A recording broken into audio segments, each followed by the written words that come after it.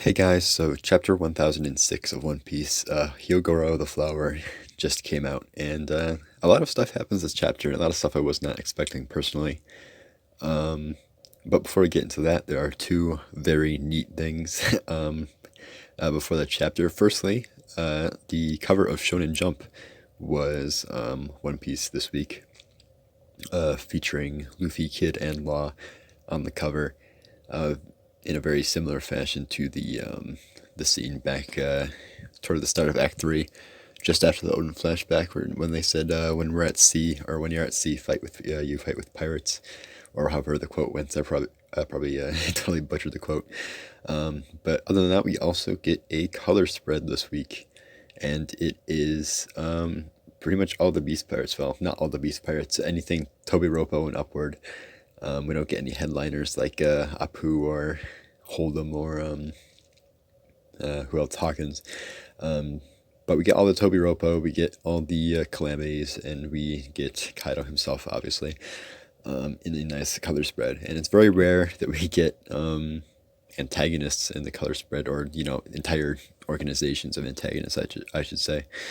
So yeah, that's definitely nice visually. Man, I really like I say this a lot, I feel like, but I really love all the character designs for the Beast Pirates. All of them are really solid.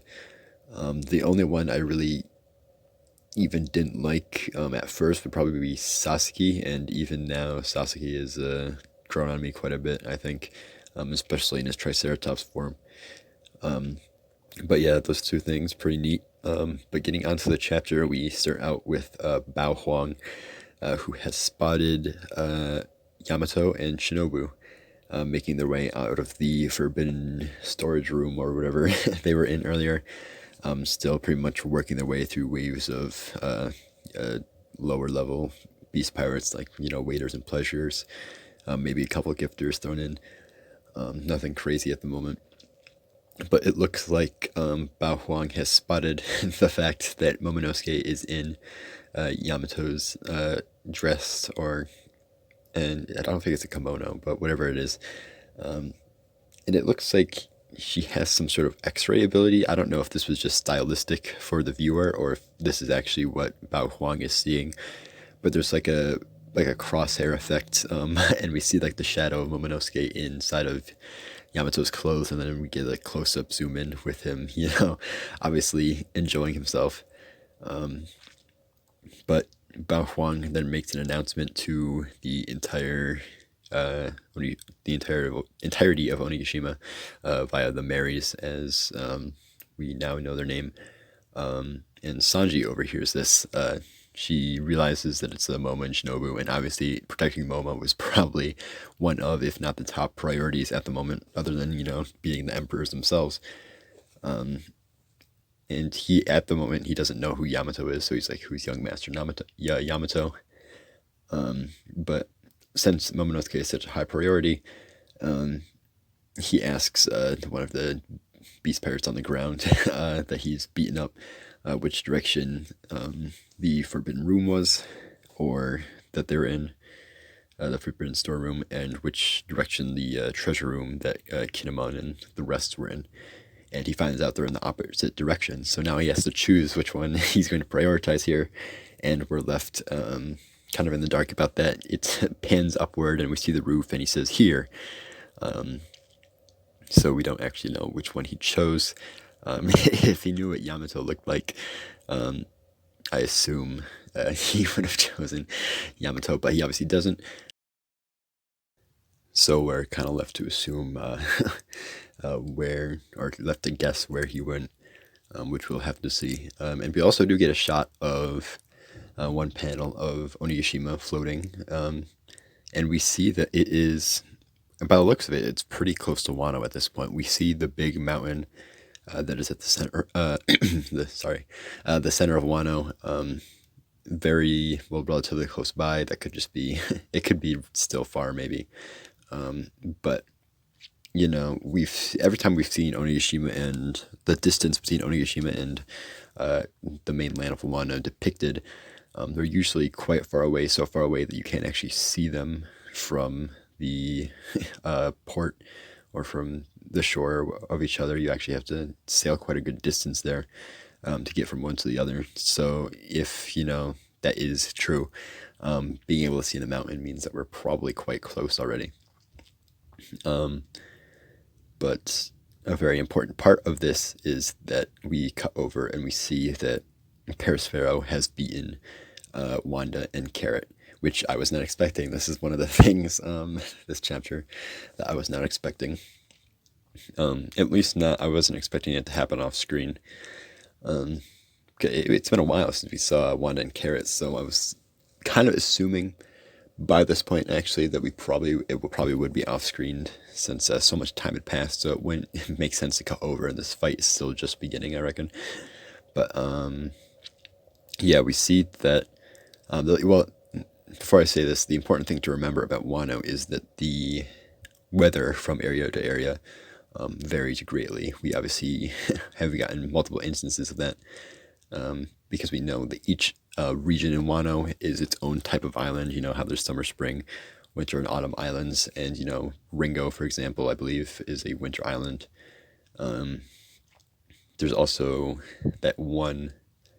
I don't remember which one it is. Is it Kibi? I think it's Kibi. That's the autumn island. It has the obviously the falling leaves all the time, but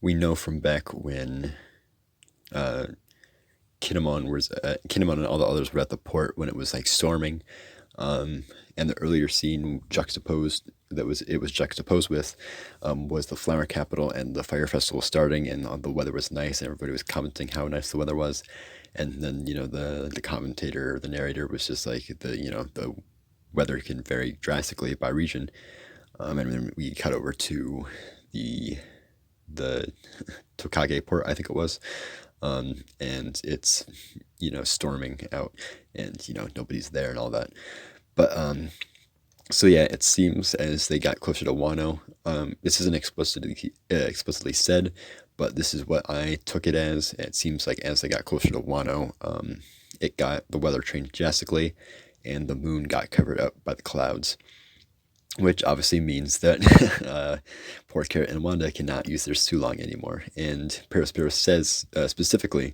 that they lost simply because the weather was not in their favor. It's not that they ran out of Sulong on their own. They ran out of Sulong because the weather changed and covered the moon. And I mean, I guess that's meant to be an indication that if the fight were to continue with them both in Sulong, they would have won fairly easily. But unfortunately, without their Sulong, they were not a match for Perospero. Which is interesting, I suppose, because Perospero is kind of a weird one in terms of power scaling. Because he's obviously not a commander, a sweet commander, but he also has a 700 million berry, I believe, berry bounty, sorry, I believe, which was higher than Snack's bounty, who was a commander. He was not a commander when we got to Whole Cake Island, but he was at one point a commander before he got defeated by Rouge, at only a 500 million berry bounty. So he obviously has the potential to be a commander. He is obviously commander level, I would say. Even though, commander level is a very nuanced thing because, the difference between, say, Katakuri and Cracker is definitely huge. Or even Katakuri and Snack. But, yeah, he's definitely more of a powerhouse that his status alone would give on. So yeah, they were definitely no match in their normal form. And we even saw that he was able to pretty comfortably take out both Brook and Chopper.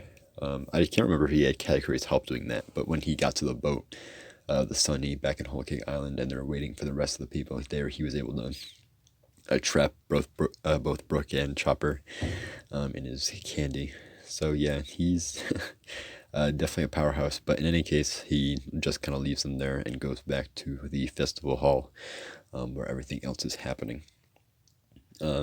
And speaking of the festival hall, this is where we cut next to see that the Marcos Phoenix fire that is, keeping the virus from spreading is kind of wearing thin a bit. And, Chopper's working the best he can. And even Drake and Hyogoro are, protecting them. They're blocking the door to their where Chopper and the rest of the other two Mink doctors are currently working on the the cure for the isoni virus. But this is where we get the main point of this chapter. Another surprising little thing is that Hyogoro is back to his former glory, back how he looked back in, the Odin flashback and whatnot, all massive and such. And last chapter, we saw him like that he was in a very small panel, very small in the background. We could see Hyogoro already in this form. And I saw that when I first read it through, but I was like, yeah, that doesn't make sense. Why would he all of a sudden be back?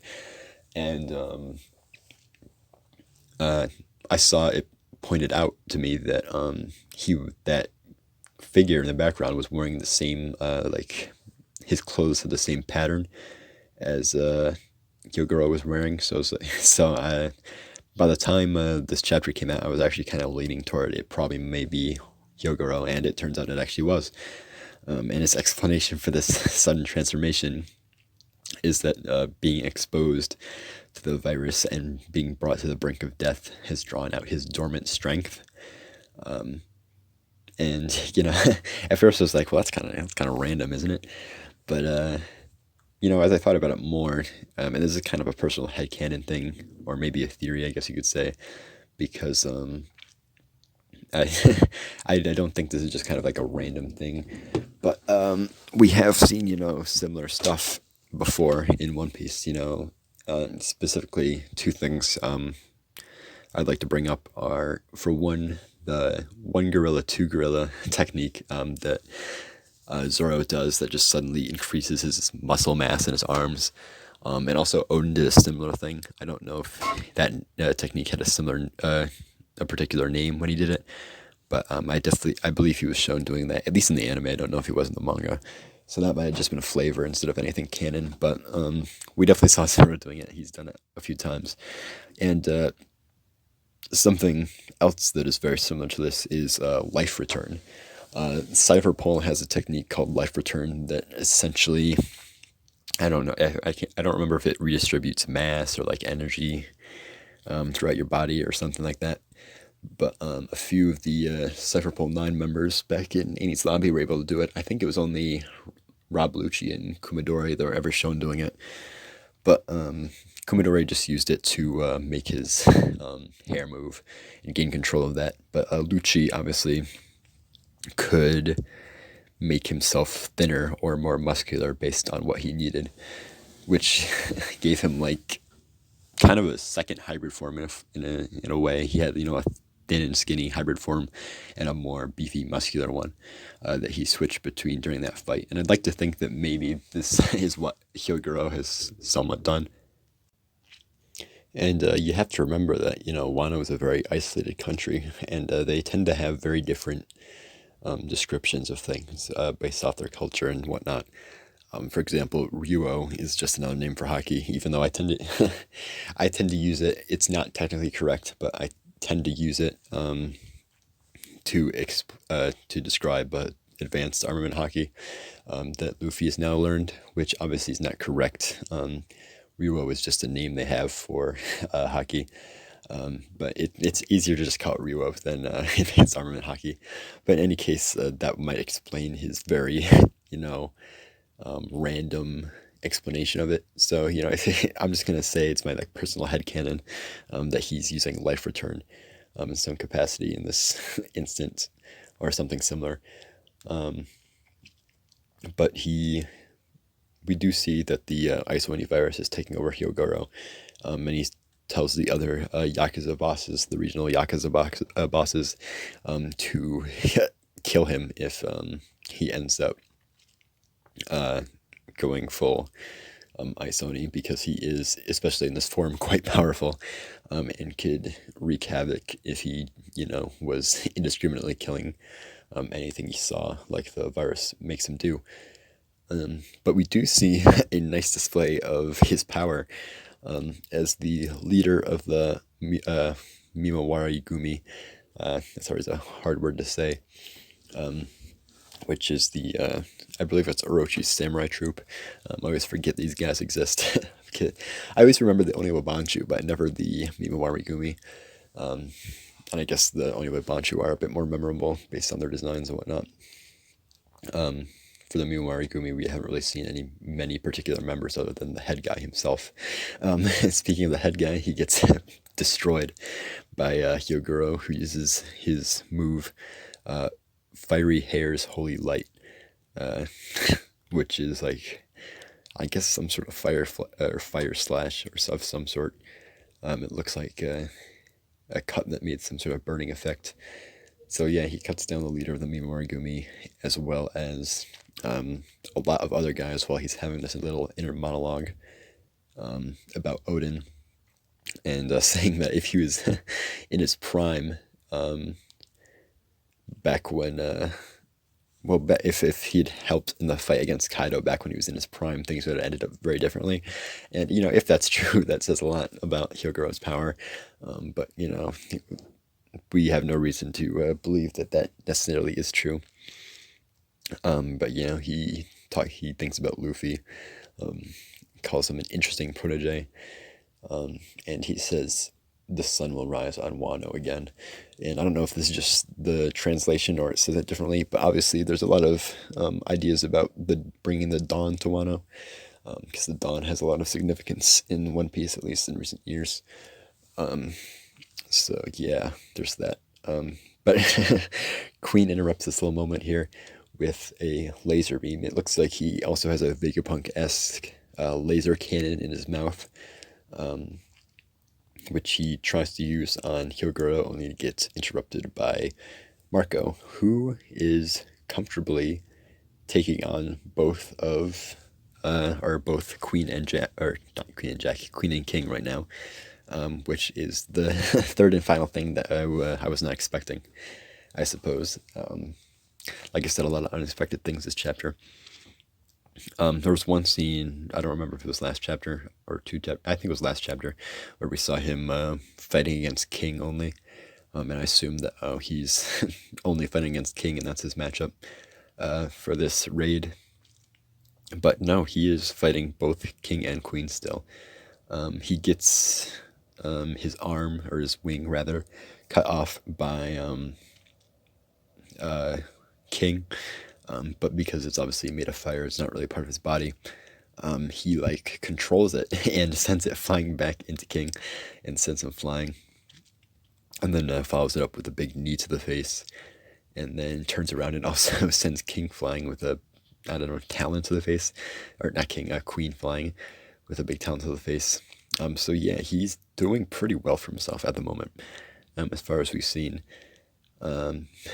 He obviously is kind of a little bit scuffed up, but he definitely doesn't seem to be struggling as much as I thought he would be against, two top commanders. I obviously think he's probably stronger than King. I definitely think he's stronger than Queen, but two at once definitely wasn't something I thought he could handle. But yeah, he's going pretty well at once, going pretty well at the moment. But something he might not be able to handle is three at once, because the panel of this brief scene with Marco, we see Perospero, who is now in the festival hall, take notice of Marco and specifically point out that he looks pretty worn out.